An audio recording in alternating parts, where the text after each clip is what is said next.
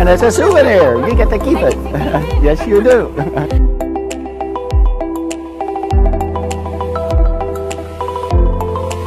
The thing about Torn and Amazed is the card never leaves their side from the moment they select the card, the moment that they sign the card. Yeah, do this. Sign your name on the face of the card. That's right. Here's what I'm going to do. I'm going to tear your card.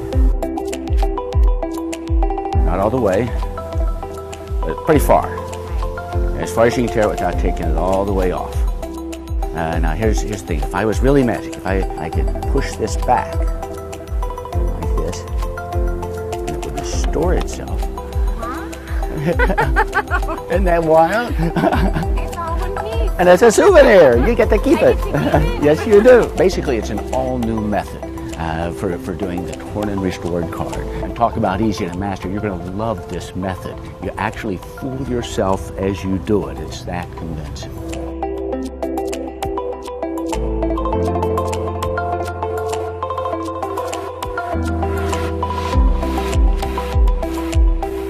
I'm Mickel Ammer, and this is Torn and Amazed.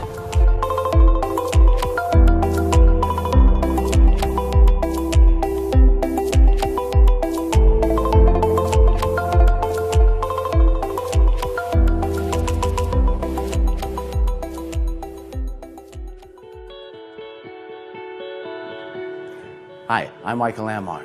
Welcome to Torn and Amazed, one of the most amazing torn and restored card effects you're going to see in a long time. I'll perform it for you just so you understand what's going on. Okay?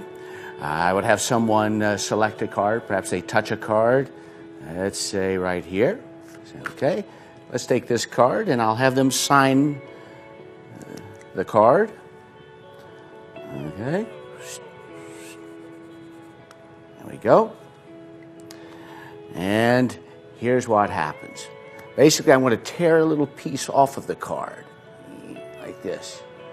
Well, here, I'll tear a larger piece. Maybe, how far can I tear?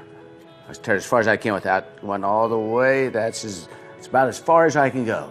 Now, if I were really magic and I could heal with my finger, I could restore the card exactly where it was torn, just like this, and then give it back as a souvenir.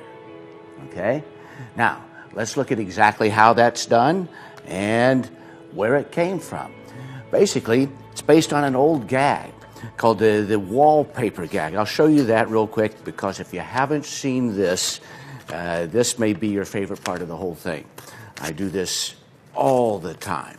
You fold a piece of paper in half, like this, and you tear back and forth like this. The reason you tear back and forth is so that each piece tears exactly the same, right? So there's no, one piece isn't longer than the other or something like that. Both are, it's a mirror image, and you roll down the front part of that, like this, okay? And then you put a little magic stickum onto it, and place it onto any surface. And you create the perfect illusion that that's a torn surface, okay? Now, it seems like a simple thing to do, but you can have more fun with an idea like this than you can imagine. I do this in all the hotel rooms I stay in.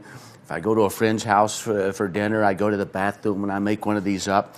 Maybe I'll write on the back of it, hope we didn't tear the place up too much. Thanks for a good time. Then I just find a nice piece of wallpaper and wall painting, and I leave it there, and I don't say anything. And sometimes they don't find it for a week, you know, and they have a heart attack. But that little simple idea, you can have a lot of fun with in this way. There you're seeing this hidden surface. You're peeling back a surface. So I ask myself, what if they know what's supposed to be underneath? If they know what's supposed to be underneath, maybe you can use that as part of a method. So here's what I did. I took a card and I folded it in half, okay? And then I tore back and forth until just a tiny little piece was left right here, okay? Essentially, this becomes a wallpaper gag for a deck of cards. And I just hold that in my left hand, like this, underneath the deck. so that I can force that 4. The force that I just used is what they call the 4-under force. It started out as a Hofzinser force, which you could do in this way, where you just take the top card and then these go right on top of it. When they touch a card, you square up and they've got this card. I think it was Fred Robinson that said, if it's 4th from the top, then you get this really nice display and show. So you can spread over 3 and then take the 4th card underneath the spread. And when they touch the card, square it up, and there you go. Okay? So that's the way I force that 4 of diamonds. And remember, this is right underneath the deck. So as I come to tear that card, what's going to happen is I just kind of push that card around and I place it on top of the deck. Okay? It's a real simple, non-move kind of thing, as I'm acting like I'm tearing. And all you're doing is peeling this back. And because they know what a deck looks like, they think they're looking through that torn card to the deck that's underneath.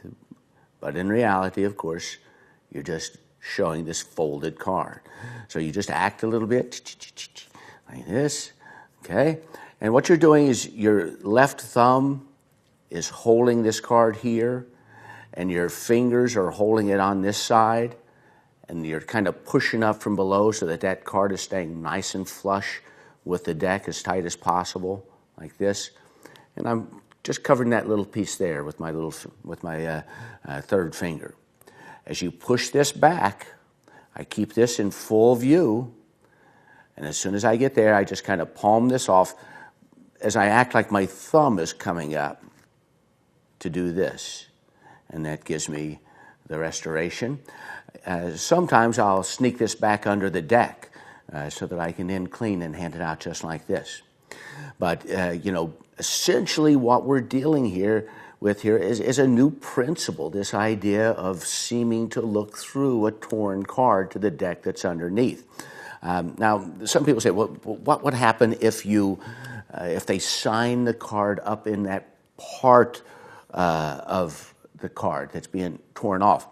So the reason I use a 2 or a 4 typically, so that they have plenty of room to sign without doing that. But if they do, all you do, as you come up to tear this, you cover that spot with your hand. See, that's where that would be going, but if I put my finger there, that covers where that tear would have gone as you go ahead and do this sort of thing, okay? Now, let me just take a second and make sure that you understand how this thing is made.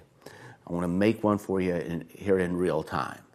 So I fold that card in half, back on itself, back to back. And now because a card has 5 or 6 layers, you really have to do this back and forth tear, or one piece is going to be longer and show those layers. But if I go back and forth in little tiny tears, that makes sure it's a perfect mirror image. And I come down here until I just have that tiny little piece that's left, like that. And, I would give this kind of a little pre-bend like this. But really, I use a gimmick like this sometimes for months, okay? And this way, I get a one-way forcing deck, and I just use that same card over and over and over again. Let me see. Let me take a 9 of spades. I could probably use this gimmick for. And I'll show you one extra little idea that I had on this. So as I'm tearing here, see, if I cover that 10, I could even use a 10 for a 9 of spades gimmick like this, okay? But if you don't need to reuse this over and over again, one thing I used to do was come down to here and then tear that piece off, okay? And like say, look, I'll place that piece into my pocket. And then I come down here like this and act like I'm rubbing, and I cause the card to restore in that way. And all I'm doing as I come down there, from here, I'm just pulling that card around as I rub, and I cause that card to restore itself. So that's another extension of that idea, and yet there's still one other approach that I've taken at times. Let's say, for example, that you're going to sign, that the card that they've selected is a 3. Okay? And I'll say, okay, sign along this sign. Okay? So now, I'll say, I'll keep half the deck down here. And now, let's make sure that your 3 is, okay? This is one of my favorite methods. I tear it straight down the middle, like this, till I get the card perfectly torn in half, okay? So here's what I'm going to do. I'll take these 2 halves. Watch this part. If I take this half and I bring it up here like this and just brush, it goes back together again, okay? Now here's what's happening there. I have a duplicate, 3 of clubs, in this case, face up underneath. And as I go to gesture, first thing I do is I cut off half so that I can grab that quick and easy. But as I say, oh, this is my favorite method, I just pull off that signed card and I tear the duplicate 3 in half. You know, maybe I'll turn half like this. I'll place this onto the deck. And then as I take this out like this, what the impression is here is that they're looking through and they're seeing the torn signed part and the other part. Now this they can't stare at really good, so I make this the strong image, like this. And I bring this up here and I really try to get them to look at this so that when I bring this up here and I drop it off, now I just drop those underneath the fan as I brush like this, and the card restores itself. Okay? So that just gives you some idea of the versatility of the concept that we're working with here. But the idea of using their awareness of what the top of the deck is just a great principle for creating the impression that they're looking through a torn card to see the deck that's underneath. And it's a concept that's got lots and lots of potential, but there's a tried and true method for tearing a signed card and restoring it without the card ever leaving their site during the tearing or the restoration process. So it's kind of unique in that situation that it's a torn and restored signed card that never leaves their site, and is such that they can have it as a souvenir when you're done. So I call it Torn and Amazed, and I hope you like it.